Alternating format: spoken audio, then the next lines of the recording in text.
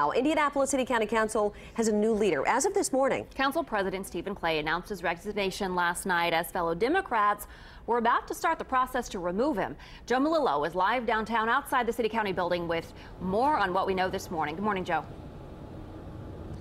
Yeah, good morning to you guys. Clay stepped down before the meeting yesterday. Now, as we reported on Daybreak, it was expected that a motion to remove him as president was on the agenda. It was then took off the agenda, but in turn, Clay asked Osili to step in, the council member, which the council agreed to during the meeting. Clay said the decision was mutually agreed on and that the best way to move the council forward. This effectively ends the recent controversy that surrounded the City County Council. Late last month, Clay fired the council's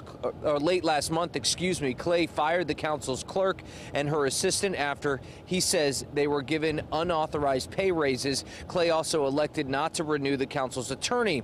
Those moves triggered the council Democrats to expel Clay from the caucus. Clay also later was served a lawsuit by fellow Democrats. The suit demanded the fired council employees receive their jobs back. It's still unclear if those workers will return. This is what Clay had to say last night.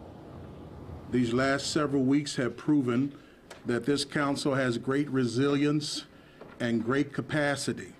This council has proven that we can have robust and vigorous debates and somehow find common ground. So we leave from this place today to go do the people's business. It feels like we've got a lot of work ahead of us to get done. We've got to rebuild the trust, actually. We've got to rebuild the trust with the public and then get on to the business of the day.